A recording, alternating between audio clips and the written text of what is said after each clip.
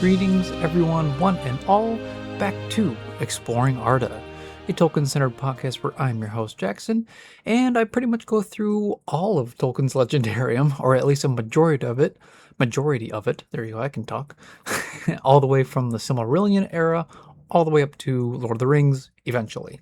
Obviously, over the past 3-ish years, I've been reading a lot of Middle-earth history and whatnot, so definitely check my channel out, because we are finally up to The Hobbit. I just read the first chapter, and very, very exciting stuff. Obviously, it is the first chapter of The Hobbit, like the pinnacle of Tolkien's writing here, the first published of Middle-earth, and man, yeah. It was great. It was an exciting first chapter, getting to meet all the dwarves. You get to meet Bilbo, you get to meet Gandalf, you get to learn about their quest and whatnot, and it's a really fun time. So, but yeah, obviously we're going back to chapter 2, and if you don't know how things go with Exploring Arda, definitely check out the first episode to kind of get the feel of it, because we're going to go right into chapter 2, which is roast mutton. So here we go. And yeah, once again, I will be reading, see if I can get this here, from this very cool copy here, the Hobbit illustrated by the author, so you can see all that very cool stuff. And I kind of showcased it in the beginning in the first episode, so definitely check all that stuff out. And then yeah, every now and then I'll be showing you guys all the illustrations that Tolkien made for his huge land that is Middle-earth. So. Alright, so, I mean, like, right away, here we go with roast mutton. Here, I can barely talk. Here we have the Hobbiton across the water. So it's very fun stuff. I love his illustrations. Very fun to come across. So, yes, the hill, Hobbiton across the water. Very fun stuff. And that is a good segue, there you go, into what we'll be reading now. It is Chapter 2, Roast Mutton. So here we go. Up jumped Bilbo, and putting on his dressing gown went into the dining room. There he saw nobody, but all the signs of a large and hurried breakfast. There was a fearful mess in the room, and piles of unwashed crocks in the kitchen. Nearly every pot and pan he possessed seemed to have been used. The washing up was so dismally real that Bilbo was forced to believe the party of the night before had not been part of his bad dreams, as he had rather hoped. Indeed, he was really relieved, after all, to think that they had all gone without him, and without bothering to wake him up, but with never a thank you, he thought. And yet, in a way, he could not help feeling just a trifle disappointed. The feeling surprised him. "Don't be a fool, Bilbo Baggins," he said to himself, "thinking of dragons and all that outlandish nonsense at your age." So he put on an apron, lit fires, boiled water, and washed up. Then he had a nice little breakfast in the kitchen before turning out the dining room. By that time the sun was shining, and the front door was open, letting in a warm spring breeze. Bilbo began to whistle loudly and to forget about the night before. In fact, he was just sitting down to a nice little second breakfast in the dining room by the open window when in walked Gandalf. "My dear fellow," said he, "whenever are you going to come? What about an early start? And here you are having breakfast, or whatever you call it, at 10:30. They left you the message because they could not wait." "What message?" said poor Mr. Baggins, all in a fluster. "Great elephants," said Gandalf. You are not at all yourself this morning. You have never dusted the mantelpiece." "What's that got to do with it? I have enough to do with washing up for 14. "If you had dusted the mantelpiece, you would have found this just under the clock," said Gandalf, handing Bilbo a note, written, of course, on his own notepaper. This is what he read. "Thorin and company to burglar Bilbo greeting. For your hospitality, our sincerest thanks, and for your offer of professional assistance, our grateful acceptance. Terms: cash on delivery, up to and not exceeding 1/14 of total profits, if any. All traveling expenses guaranteed in any event. Funeral expenses to be defrayed by us or representatives, if occasions arise, and the matter is not otherwise arranged for. Thinking it unnecessary to disturb your esteemed repose, we have proceeded in advance to make requisite preparations, and shall await your respected person at the Green Dragon Inn, Bywater, at 11 a.m. sharp, trusting that you will be punctual. We have the honor to remain, yours deeply, Thorin and Company." That leaves you just 10 minutes. You will have to run, said Gandalf. But, said Bilbo. No time for it, said the wizard. But, said Bilbo again, no time for that either. Off you go. To the end of his days, Bilbo could never remember how he found himself outside without a hat, a walking stick, or any money, or anything that he usually took when he went out. Leaving his second breakfast half finished, quite unwashed up, pushing his keys into Gandalf's hands, and running as fast as his furry feet could carry him down the lane, past the great mill, across the water, and then on for a mile or more. Very puffed he was when he got to Bywater just on the stroke of 11, and found he had come without a pocket handkerchief. Bravo, said Balin, who was standing at the inn door looking out for him. Just then all the others came round the corner of the road from the village.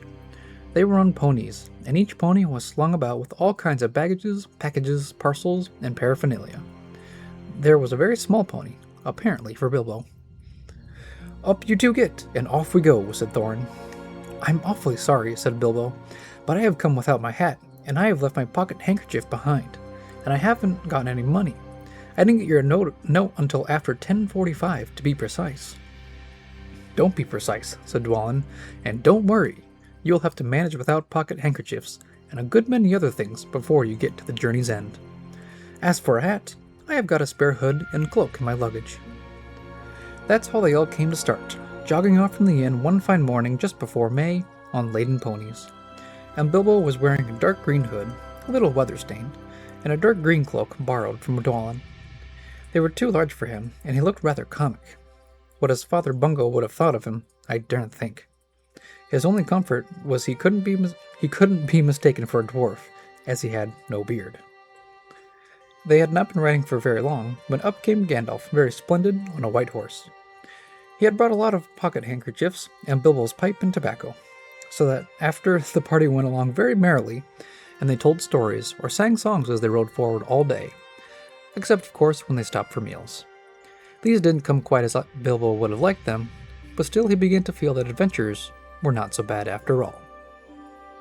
And I'll do a quick break here, because it is a pretty comical way that Bilbo literally just gets shoved out the door. Gandalf literally just shows up another time, so this is his time third time here, because the first time was in, the whole good morning. What do you mean it's a good morning? That whole thing. So, Gandalf showing up for the first time, and then he shows up a second time with the dwarves the previous night here, with all the plan and all that stuff. And then he shows up to Bilbo's door a third time to make sure that Bilbo for sure gets out of that house. So Gandalf literally being a disturber of the peace.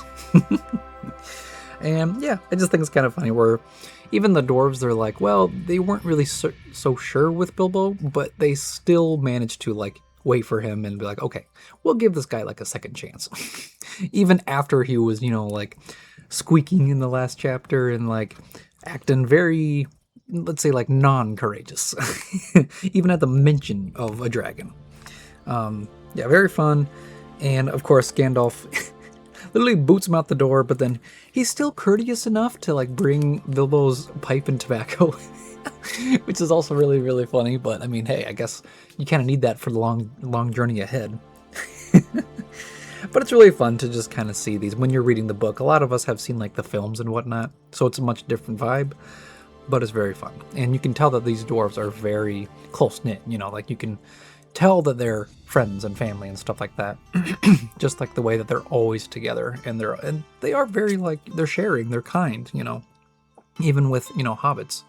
So I mean, it's cool. I like seeing the dwarven company, except Mr. Baggins here, and except that Gandalf, they can't leave without Gandalf. So,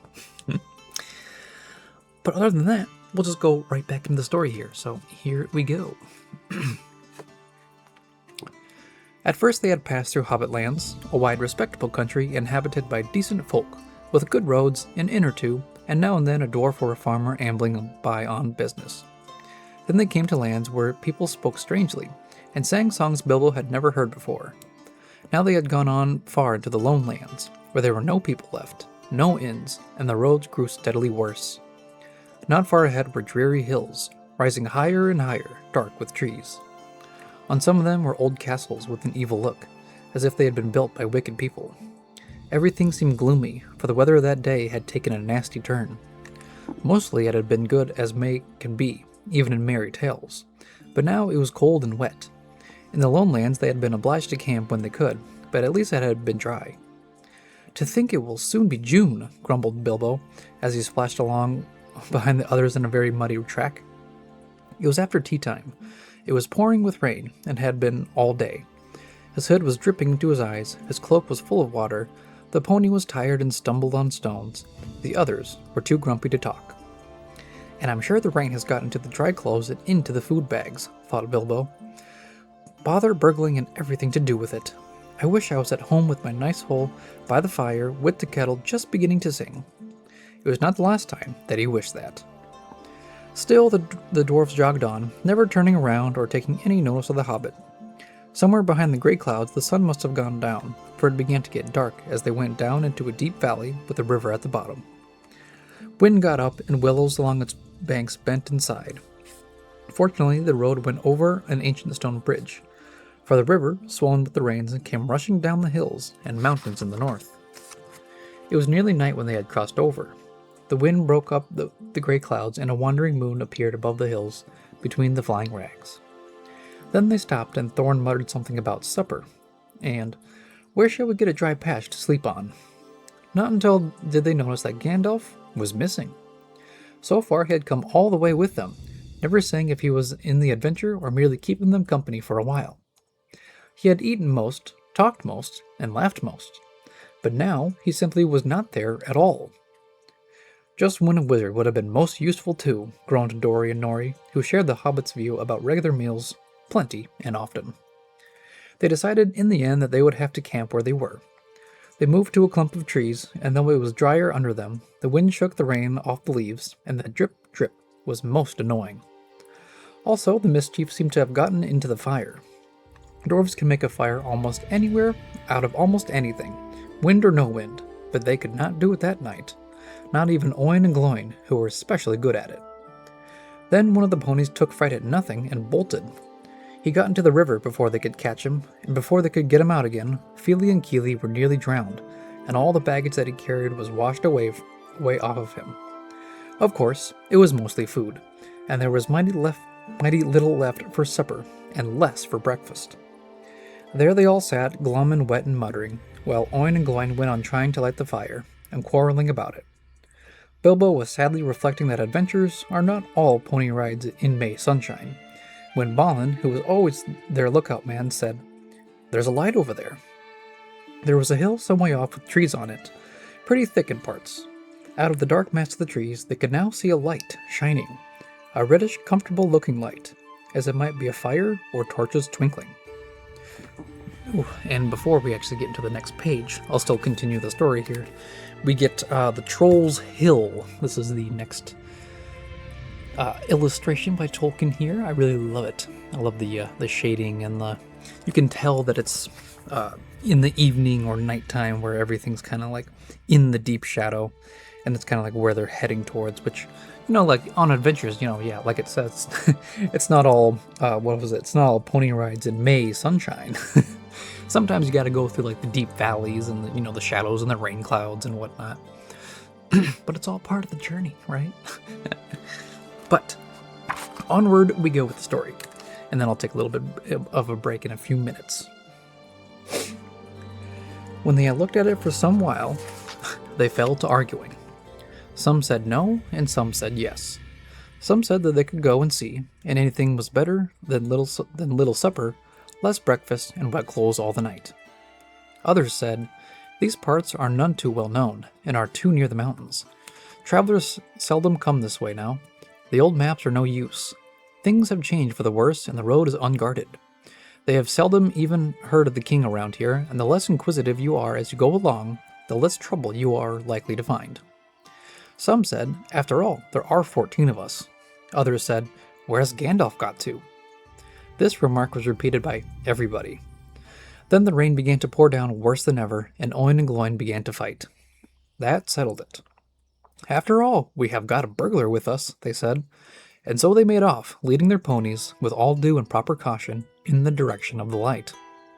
They came up to the hill and were soon in the wood. Up the hill they went, but there was no proper path to be seen, such as might lead to a house or a farm. And do what they could made a deal of rustling and crackling and creaking, and a good deal of grumbling and dratting, as they went through the trees in the pitch dark. Suddenly the red light shone out very bright through the tree trunks not far ahead. "Now it is the burglar's turn," they said, meaning Bilbo. "You must go on and find out all about that light, and what it is for, and if all is perfectly safe and canny," said Thorin to the Hobbit. "Now scuttle off, and come back quick, if all is well. If not, come back if you can. If you can't, hoot twice like a barn owl, and once like a screech owl, and we will do what we can." Off Bilbo had to go, before he could explain that he could not hoot even once like any kind of owl, any more than fly like a bat. But at any rate, hobbits can move quietly in woods, absolutely quietly.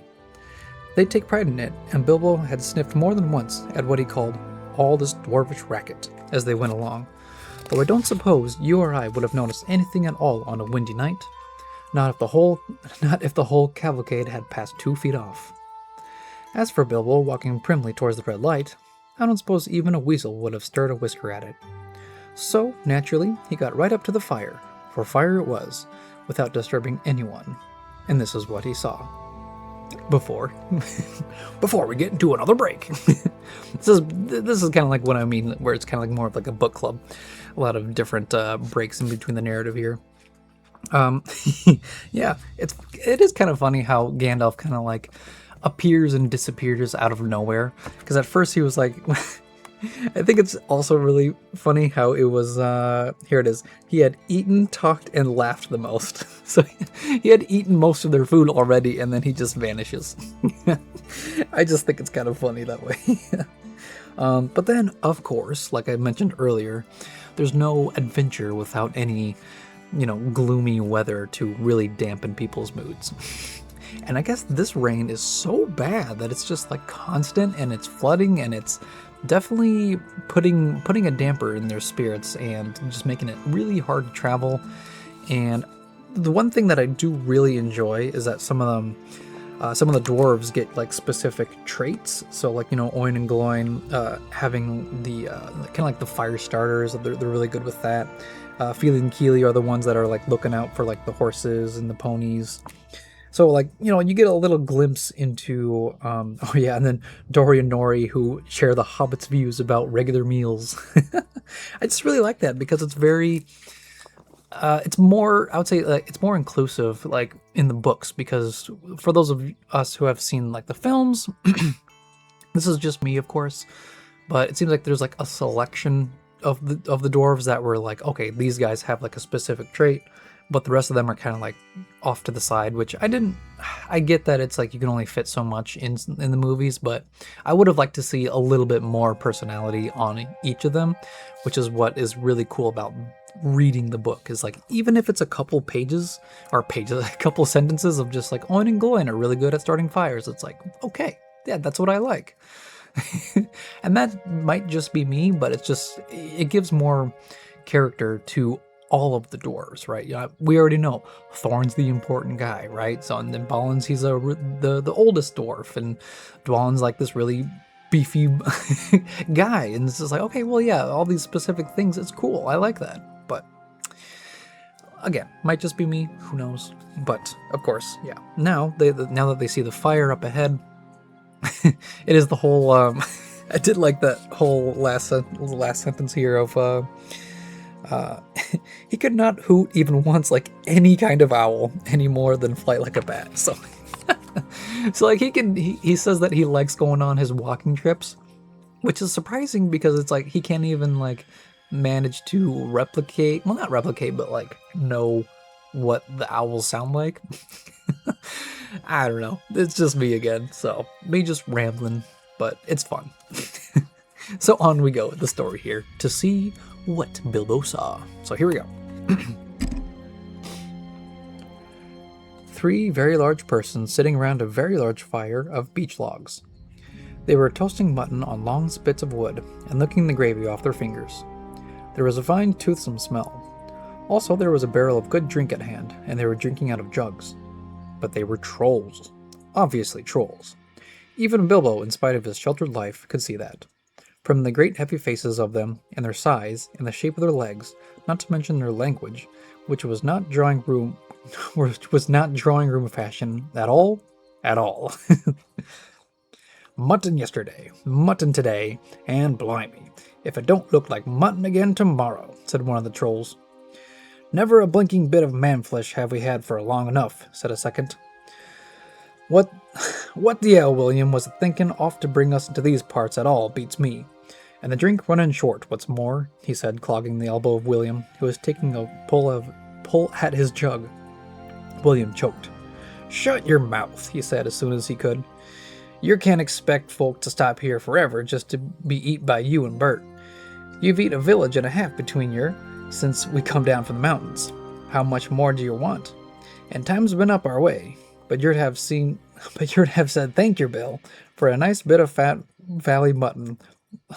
like what this is. He took a big bite of a sheep's leg he was roasting and wiped his lips on the sleeve. Yes, I am afraid trolls do behave like that, even those with only one head each. After hearing all this, Bilbo ought to have done something at once. Either he should have gone back quietly and warned his friends that there were 3 fair-sized trolls at hand in a nasty mood, quite likely to try roasting dwarf or even pony for a change, or else he should have done a bit of good, quick burgling.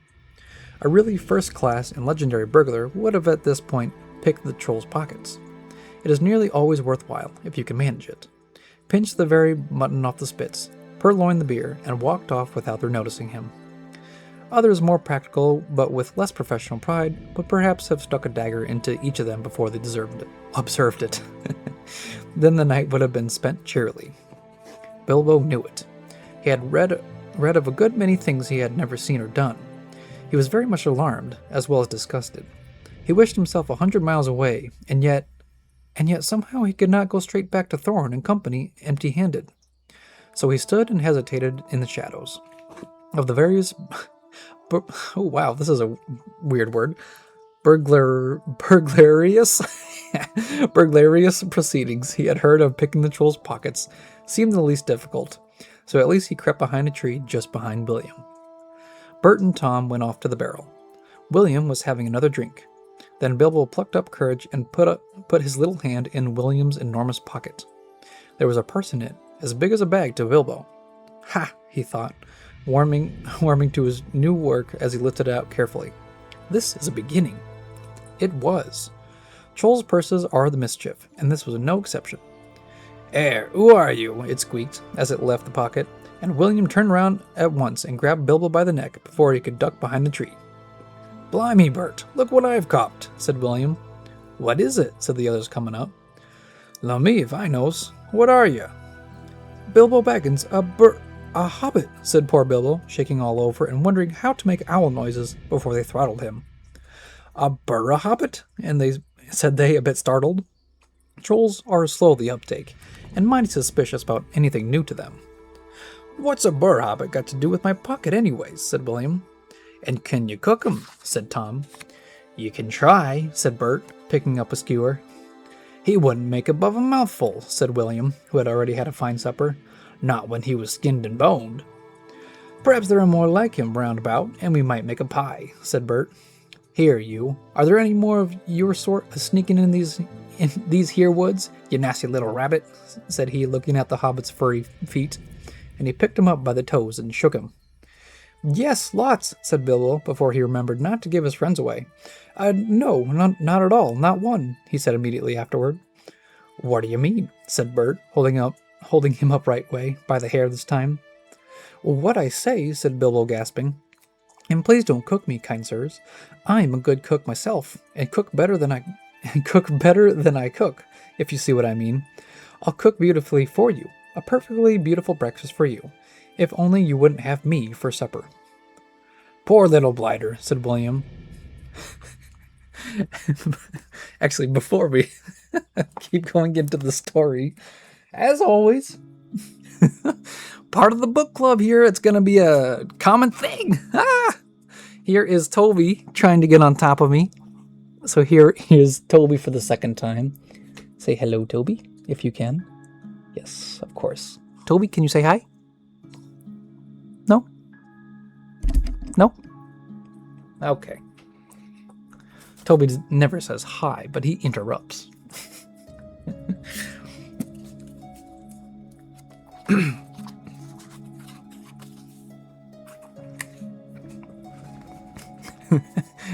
And on we go with the story here. All right, here we go. Poor little blighter, said William. He had already had as much supper as he could hold. Also, he had had lots of beer. Poor little blighter, let him go. Not till he says what he means by lots, and none at all, said Bert. I don't want to have me throat cut in my sleep.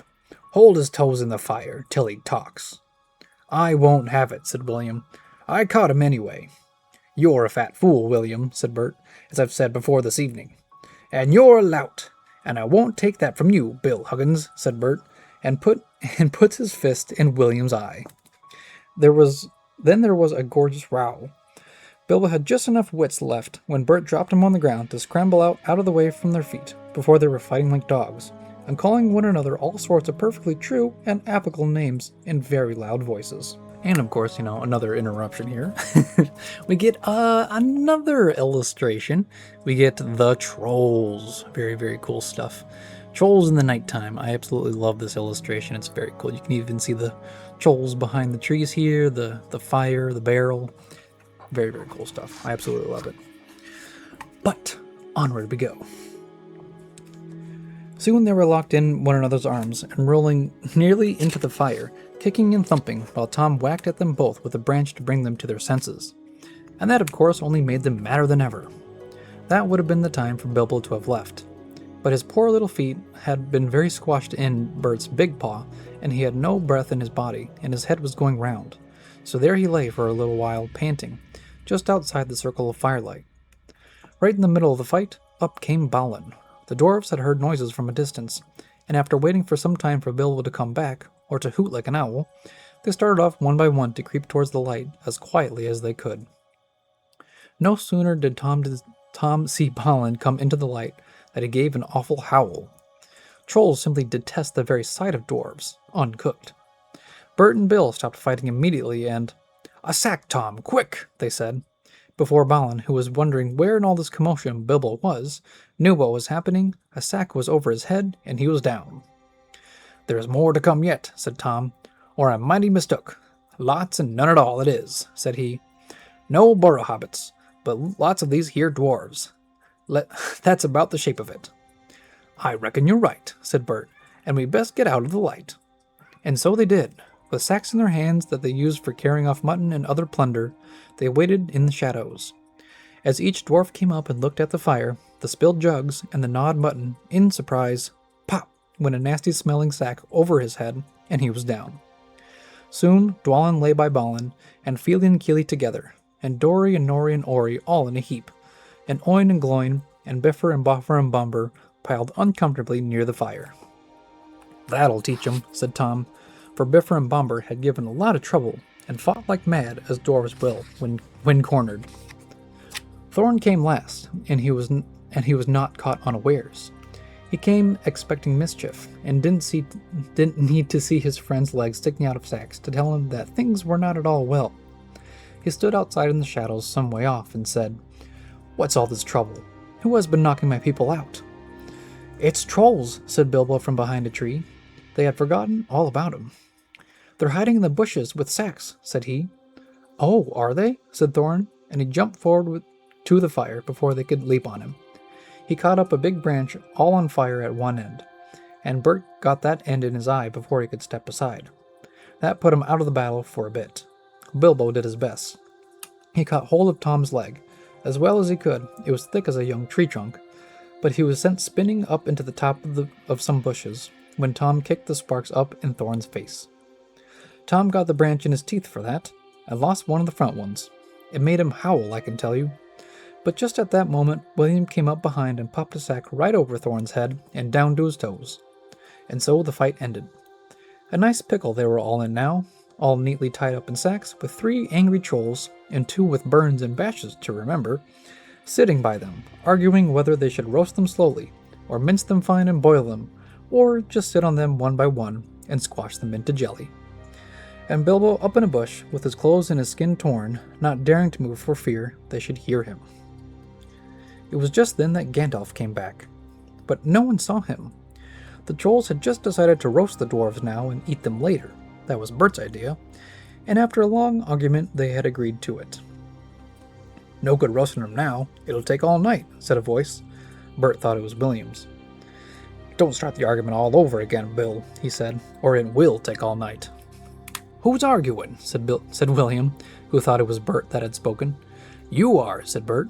"You're a liar," said William, and so the argument began all over again. In the end, they decided to mince them fine and boil them. So they got a great black pot, and they took out their knives. "No good boiling them. We ain't got no water, and it's a long way to the well and all," said a voice. Bert and William thought it was Tom's. "Shut up," said they, "or we'll never have done. And you can fetch the water yourself, if you say any more." "Shut up yourself," said Tom, who thought it was William's voice. "Who's arguing but you, I'd like to know?" "You're a booby," said William. "Booby yourself," said Tom. And so the argument began all over again, and went on hotter than ever, until at last they decided to sit on the sacks, one by one, and squash them, and boil them next time. "Who shall we sit on first?" said the voice. "Better sit on the last fellow first," said Bert, whose eye had been damaged by Thorin. He thought Tom was talking. "Don't talk to yourself," said Tom. "But if you wants to sit on the last one, sit on him. Which is he?" "The one with the yellow stockings," said Bert. "Nonsense, the one with the gray stockings," said a voice like William's. "I made sure it was yellow," said Bert. "Yellow it was," said William. "Then what did you say it was gray for?" said Bert. "I never did. Tom said it." "That I never did," said Tom. "It was you." "2 to 1, so shut your mouth," said Bert. "Who are you talking to?" said William. "Now stop it," said Tom and Bert together. "The night's getting on, and the dawn comes early. Let's get on with it." "Dawn take you all, and be stone to you," said a voice that sounded like William's. But it wasn't. For just at that moment the light came over the hill, and there was a mighty twitter in the branches. William never spoke, for he stood turned to stone as he stooped, and Bert and Tom were stuck like rocks as they looked at him. And there they stand to this day, all alone, unless the birds perch on them. For trolls, as you probably know, must be underground before dawn, or they go back to the stuff of the mountains they are made of, and never move again. This is what happened to Bert and Tom and William. "Excellent," said Gandalf, as he stepped from behind a tree, and helped Bilbo to climb down out of a thorn bush. Then Bilbo understood. It was the wizard's voice that had kept the trolls bickering and quarreling until the light came and made an end for them. The next thing was to untie the sacks and let out the dwarves. They were nearly suffocated and very annoyed. They had not at all enjoyed lying there listening to the trolls, making plans for roasting them and squashing them and mincing them. They had to hear Bilbo's account of what had happened to him twice over before they were satisfied. "Silly time to go practicing pinching and pocket-picking," said Bomber, "when what we wanted was fire and food." "And that's just what you wouldn't have gotten of those fellows without a struggle in any case," said Gandalf. "Anyhow, you are wasting time now. Don't you realize that the trolls must have a cave or a hole dug somewhere near to hide from the sun in? We must look into it." They searched about and soon found the marks of trolls' stony boots going away through the trees. They followed the tracks up the hill until, hidden by bushes, they came on a big door of stone leading to a cave. But they could not open it, not though they had all pushed while Gandalf tried various incantations. And of course, again, here we come with another illustration here. This one's the 3 trolls are turned to stone. This one's a very interesting one, actually. I love the color of this one, where it's all shadowy, and then, of course, in the background you see Gandalf. A very small Gandalf compared to the trolls there. But I love the contrast of the colors for that, so very cool. I absolutely love it. But onward we go, because I think we are almost to the end of the chapter here. So, here we go. And actually, I'll take this time to do a little bit of a break, because I need to apologize. I need to apologize for my mush mouth, as I've heard other people say. That, oof, man. Some of these speech patterns and whatnot that you can tell, like, when you read it, it's definitely like, I wouldn't say like country folk, but because like technically, like, I'm from Iowa, so I am like technically, I guess you could say, from the country.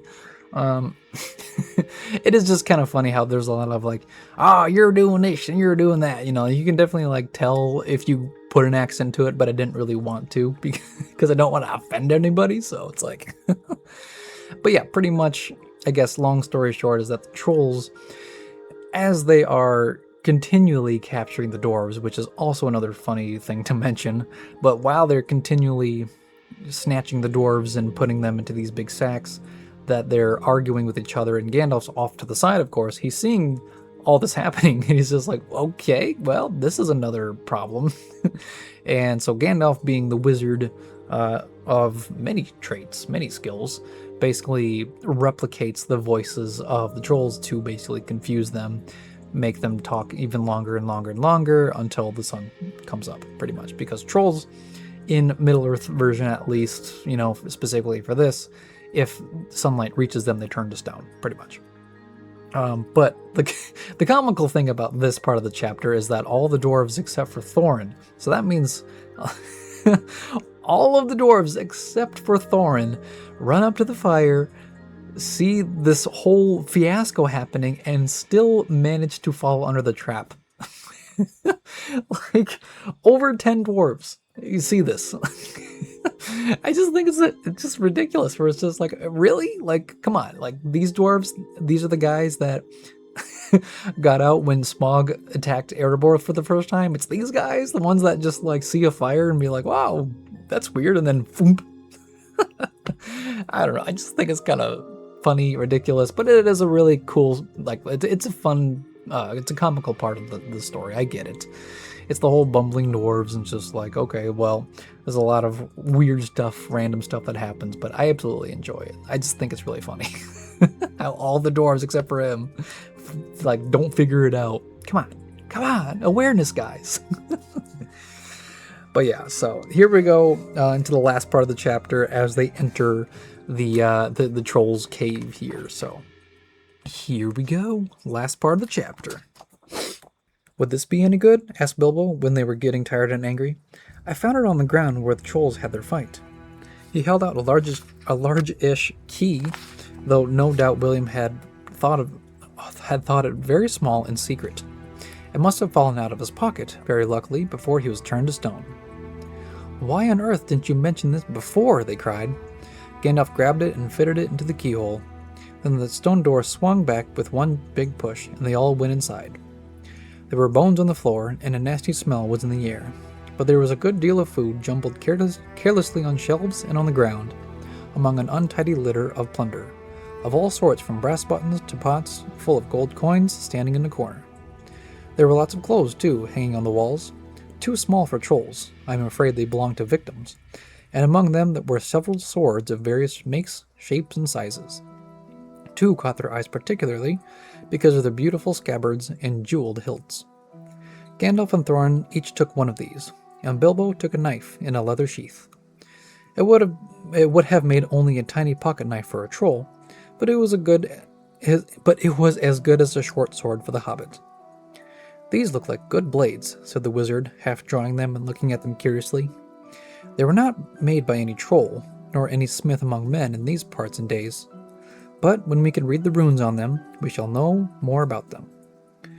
Let's get out of this horrible smell, said Philly. So they carried out the pots of coins, and such food as was untouched and looked fit to eat. Also one barrel of ale, which was still full. By that time they felt like breakfast, and being very hungry, they did not turn their noses up at what they had got from the troll's larder. Their own provisions were very scanty. Now they had bread and cheese, and plenty of ale, and bacon to toast in the embers of the fire. After that they slept, for their night had been disturbed, and they did nothing more till the afternoon. Then they brought up their ponies and carried away the pots of gold, and buried them very secretly not far from the track by the river, putting a great many spells over them, just in case they had ever the chance to come back and recover them. When that was done, they all mounted once more, and jogged along again on the path towards the east. Where did you go to, if I may ask? Said Thorin to Gandalf as they rode along. To look ahead, said he. And what brought you back in the nick of time? Looking behind, said he. Exactly, said Thorin. But could you be more plain? I went on to spy out our road. It will soon become dangerous and difficult. Also, I was anxious about replenishing our small stock of provisions. I had not gone very far, however, when I met a couple of friends of mine from Rivendell. Where's that? Asked Bilbo. Don't interrupt, said Gandalf. You will get there in a few days now, if we're lucky, and find out all about it. Sorry, that's really funny. As I was saying, I met two of Elrond's people. They were hurrying along for fear of the trolls.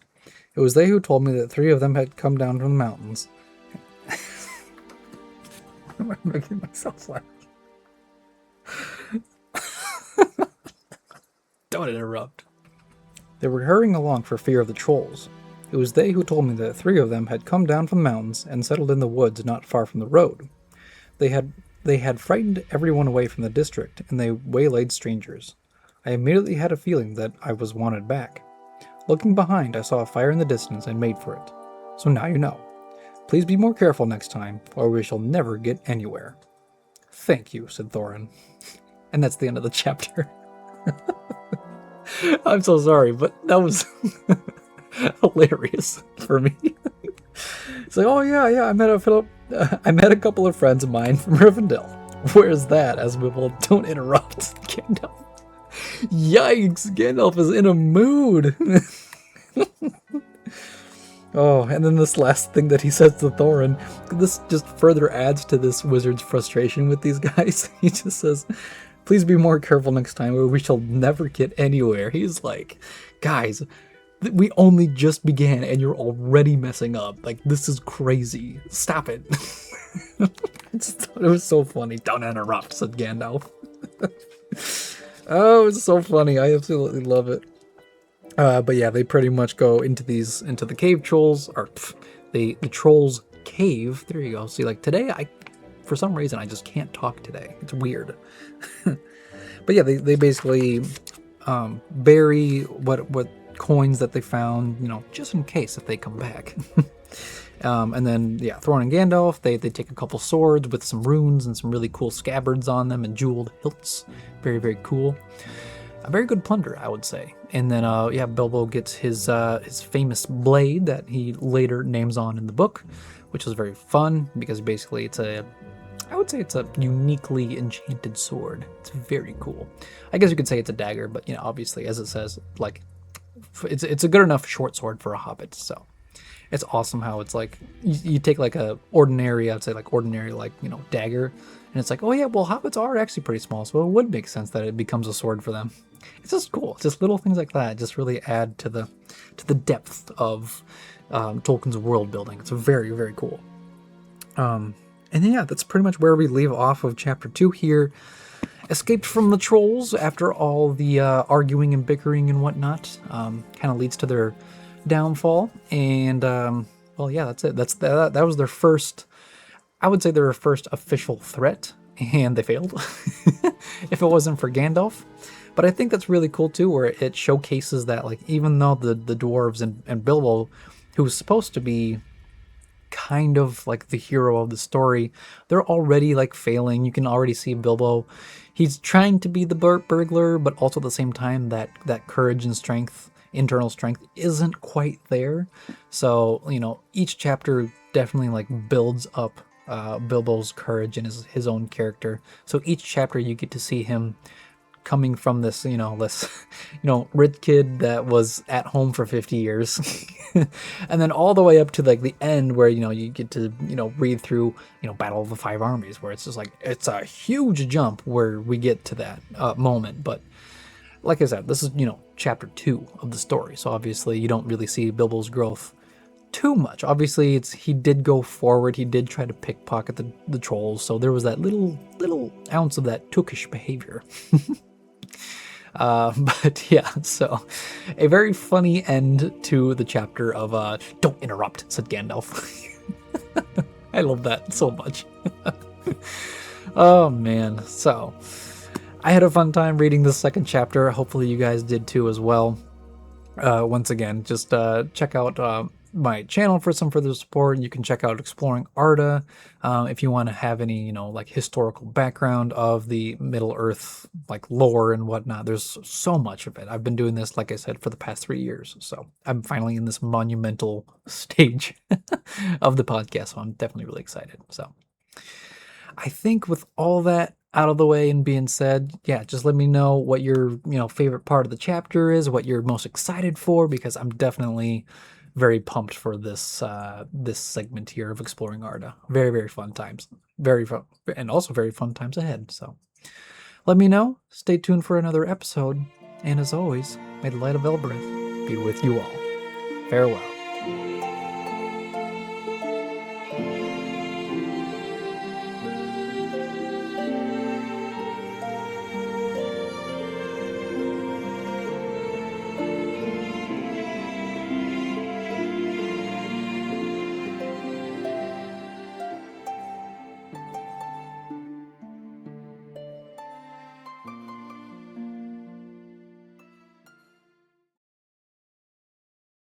Now if we're lucky and find out all about it. Sorry, that's really funny. As I was saying, I met 2 of Elrond's people. They were hurrying along for fear of the trolls. It was they who told me that 3 of them had come down from the mountains. I'm making myself laugh. Don't interrupt. Okay, I might put this at the end. Don't interrupt. Okay. Whew, alright, that was funny.